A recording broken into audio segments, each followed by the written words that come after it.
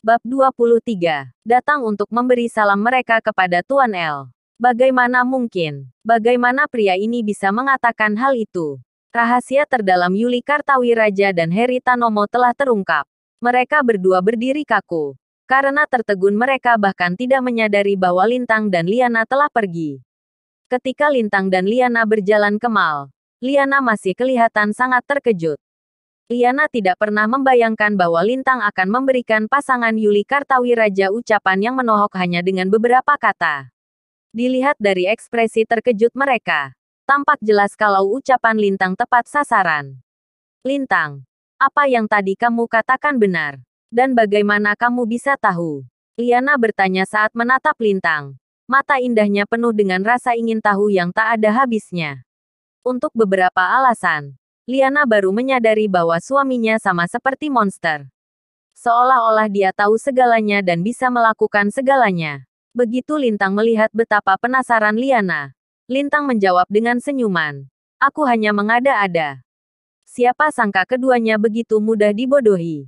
Hanya mengada-ada. Liana merasakan sudut bibirnya berkedut sedikit karena jawaban Lintang membuatnya benar-benar tidak bisa berkata-kata. Namun, Liana menghela napas lega di hatinya. Dia benar-benar takut kalau suaminya telah berubah menjadi setan yang sulit dipahami dan mengerikan. Ketika pikiran itu terlintas dalam benaknya, Liana segera memegang tangan Lintang dan melangkah tergesa-gesa ke mal sambil berkata, "Baiklah, kurangi bicara omong kosong di masa depan." Meskipun Liana masih memiliki sedikit keraguan di hatinya, dia memilih untuk percaya bahwa itu adalah sesuatu yang dipikirkan Lintang. Lagi pula, tidak mungkin Liana bisa percaya bahwa indera penciuman seseorang bisa begitu tajam sehingga mereka dapat dengan mudah membedakan antara banyak aroma. Bahkan lebih sulit untuk percaya bahwa mata seseorang bisa setepat itu untuk melihat hati orang lain hanya dengan sekali pandang. Namun, apa yang Liana tidak tahu adalah ada keributan besar terjadi di luar mal saat ini karena kata-kata Lintang. Plak, sebuah tamparan keras mendarat di wajah Yuli. Dampak tamparan itu begitu kuat sampai-sampai dia terhuyung mundur beberapa langkah dan hampir jatuh ke lantai. Dan di sisi lain, pria muda yang dikenal sebagai Heri Tanomo melototi Yuli dengan mata penuh amarah. Tidak heran kamu kembali pagi-pagi buta kemarin malam. Dasar jalang. Dan sekarang kupikir kamu benar-benar punya janji untuk dihadiri. Tapi kamu hanya buang-buang waktu saja. Heri merasa seolah ada topi hijau yang memalukan di kepalanya sekarang. Dia telah diselingkuhi oleh istrinya. Dan hal yang lebih sulit bagi Heri untuk menerima kenyataan adalah ternyata si sampah Lintang itu tahu tentang topi memalukan ini dan mengungkapkannya. Itulah yang membuat Heri merasa lebih dipermalukan. Kamu memukulku. Yuli memegang pipinya. Dia syok dan tidak percaya. Namun, dia segera bereaksi dan bangkit untuk menjauh dari suaminya seperti orang gila. Heri Tanomo, aku akan menyobek-nyobek dirimu. Bukankah alasan kenapa aku bermain-main karena kamu ini tidak punya tenaga? Lelaki impoten sepertimu tidak bisa memuaskanku, jadi jelas kalau aku harus menemukan seseorang yang bisa melakukannya. Kemudian, keduanya saling baku hantam. Baku hantam ini berlangsung beberapa menit sampai akhirnya mereka berdua berhenti ketika benar-benar sudah lelah. Cukup, kita akan membicarakan hal ini nanti. Kita perlu segera merapikan diri. Perancang Aji Nugraha akan segera ada di sini. Yuli berbicara kepada Heri sambil mengatur pakaiannya dan merapikan riasannya. Faktanya, Heri ini selalu tidak tahu kalau Yuli membodohinya. Karena Lintang mengungkap semuanya, Heri marah besar karena merasa dihina. Yuli menggertakkan giginya. Kebencian yang dirasakannya untuk Lintang dan Liana bertambah. Heri, di sisi lain, tampaknya juga tidak bersemangat saat dia merapikan penampilannya. Bahkan jika Heri tahu bahwa istrinya berselingkuh, dia tidak akan menceraikan Yuli.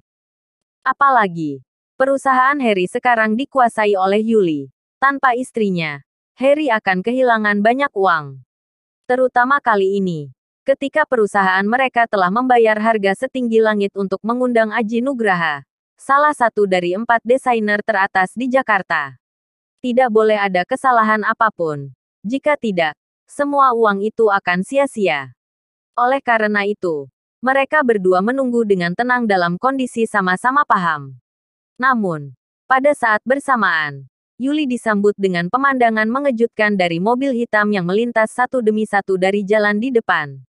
Begitu mobil-mobil diparkir di kedua sisi jalan, beberapa pria kekar dengan setelan hitam keluar untuk mengamankan jalan. Ada apa? Kenapa mereka mengamankan area ini? Apa mungkin ada beberapa orang penting yang akan datang?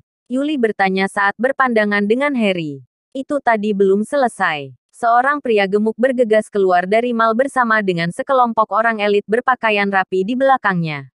Dan pria gemuk itu adalah pemilik mal Senturi, Bayu Gunawan. Saat ini, Bayu Gunawan seperti kelinci yang ketakutan. Keringat menetes dari dahinya. Bayu bersama dengan sekelompok pria yang dibawanya terus melihat ujung jalan. Seolah-olah mereka sedang menunggu seseorang. Dan penantian ini membuatnya cemas dan gelisah.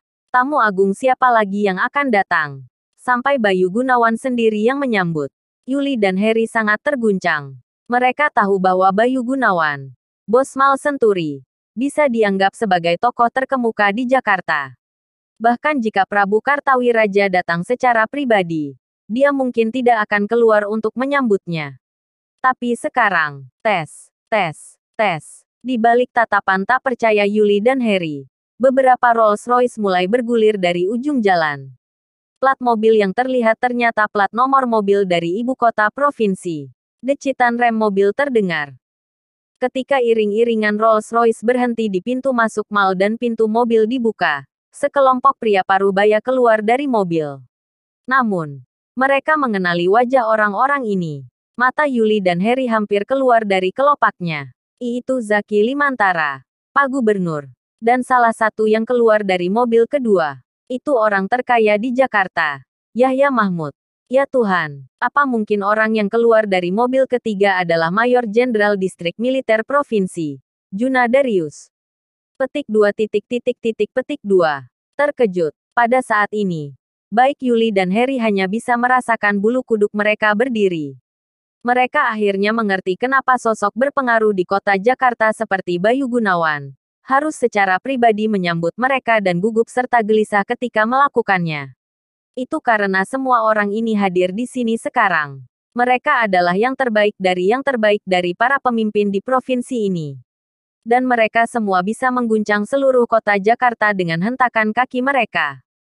Dan di bawah ekspresi terkejut semua orang yang hadir, senyum lebar terbentuk di wajah Bayu Gunawan saat ia bergegas maju untuk menyambut tokoh-tokoh berpengaruh ini. Selamat datang. Selamat datang. Selamat datang Gubernur Zaki. Selamat datang Pak Yahya Mahmud. Selamat datang Mayor Jenderal Darius. Bayu menyapa mereka dengan sopan sambil terus-menerus menyeka manik-manik keringat dingin yang terbentuk di dahinya dengan gugup. Tapi tokoh-tokoh penting kota ini bahkan hampir tidak meliriknya meski sekilas pun. Mayor Jenderal Darius berkata dengan dingin. Baiklah, sudah cukup. Berhentilah bicara hal kecil yang tidak berguna. Bayu, kami baru saja menerima informasi bahwa Tuan dan Nyonya El ada di konter Armani. Antarkan kami ke sana sekarang. Itu benar. Kami di sini untuk melihat Tuan El. Bawa kami kepadanya sekarang. Gubernur Limantara dari pemerintahan provinsi setuju. Tuan El, mendengar dua kata itu. Baik itu Bayu Gunawan atau Yuli dan Harry yang berdiri tidak terlalu jauh, bisa merasakan jantung mereka berdebar kencang. Mereka bahkan tidak bisa membayangkan siapa Pak Barma, seseorang yang mampu memicu banyak para petinggi provinsi secara khusus datang ke Jakarta untuk mengunjunginya. Itu luar biasa. Benar, silakan ikuti saya. Bayu tidak berani berkata apa-apa lagi dan tidak membuang waktu untuk membawa orang-orang ini ke dalam mal. Baru setelah orang-orang tersebut pergi, Yuli dan Harry berpikir untuk menghapus keringat di dahi mereka saat mereka berseru dengan mata membelalak. Aku benar-benar penasaran seperti apa Tuan El itu.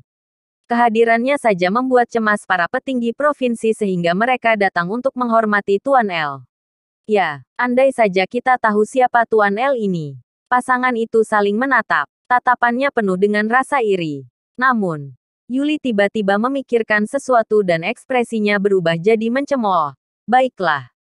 Bukankah suami Liana yang tidak berguna itu menggunakan nama keluarga El? Apa mungkin itu dia? Hahaha. Suara Yuli terdengar syarat akan cemoohan dan ejekan. Harry juga sangat geli dengan kata-kata istrinya. Cui, pecundang itu lebih buruk dari pengemis di jalanan. Kalau dia ini adalah Pak Barma, maka aku akan menjadi impoten seumur hidup. Hahem.